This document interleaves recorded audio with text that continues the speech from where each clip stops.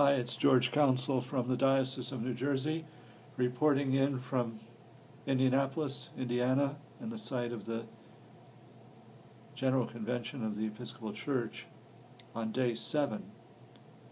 This is the next to last day of this meeting of convention, but I want to begin with a story of something that took place yesterday. If you've been listening or watching these blogs, you know that early on I cited the case of the first person to share a comment or a testimony at the funding hearing of Program Budget and Finance. That person was a priest of the Diocese of North Dakota, and he began his remarks by saying how grateful people of North Dakota were for the funding that they received through the budget of the Episcopal Church to extend God's mission in their lands.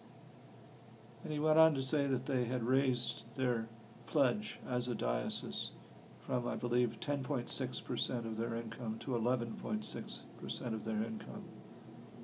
I was so struck by that. It's a poor diocese with poor people suffering major social problems: unemployment, alcoholism, lack of educational opportunities. And yet, out of their very limited resources, they made a very great sacrifice and in fact increased it to support the mission of the church.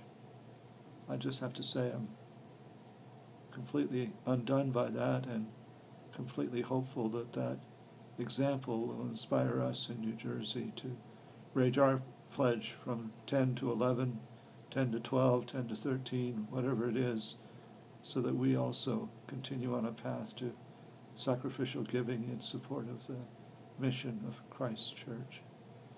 Anyway, nice touch on that story is that I met that priest at an exhibit of Native American ministries in the Episcopal Church, and he and another priest gave me a copy of this hymnal of the Dakota people, and it's a treasure that I shall bring back with me to New Jersey and attempt to sing some of these wonderful songs and be very grateful for the friendship between myself and those two priests, and deep gratitude for their commitment, their service, and their example. Let's see, there was something else here I wanted to show you today. Oh, how did that get there? That would be my granddaughter, Susanna Vargas, and I just happened to be on my way to see her tomorrow when the convention is over, so I'll be able to give her greetings on behalf of the General Convention and of the Diocese of New Jersey. Okay, enough silly grandfather stuff. I want to thank God for the representation of the Diocese of New Jersey at this General Convention, and especially to read their names to you now and ask you to join me in prayers of thanksgiving for Joan Anders Mason, Jack Zamboni, Valerie Balling, Sunil Chandy, and in the lay order, Noreen Duncan, Chuck Perfader, Paul Ambos, accompanied by his wife Catherine Ambos, who's done wonderful work in serving and supporting our deputation, and Alexis Longo. Along with them, the alternates in the clergy order, Gail Bennett, Francis Hubbard, Mark Chatton, and Joe Parrish, and in the lay order, Karen Bemis.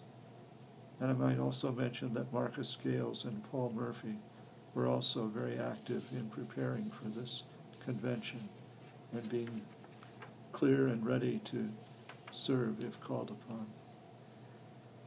So yesterday, day 6, this document was distributed to the House of Deputies and to the House of Bishops. The budget, as you see, for 2013 through 2015 of the Episcopal Church.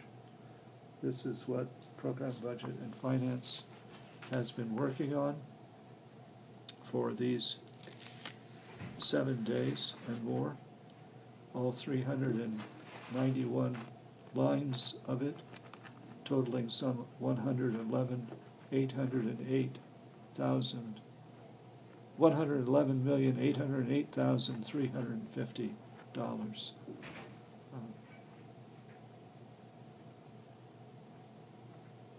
and so I think I got that wrong.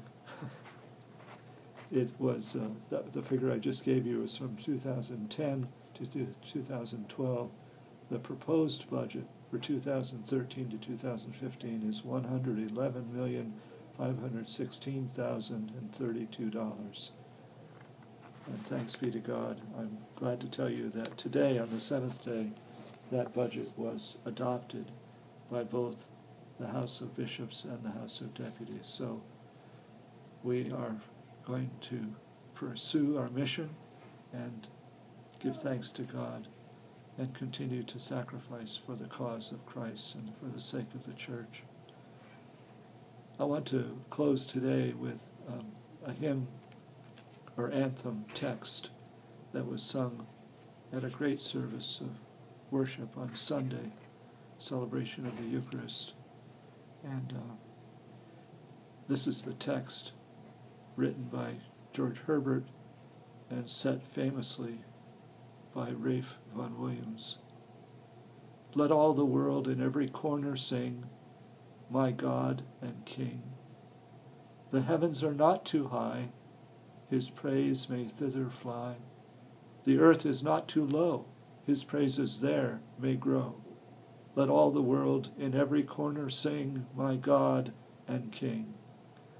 The church with psalms must shout, no door can keep them out, but above all the heart must bear the longest part. Let all the world in every corner sing, my God and King. And let the church say amen.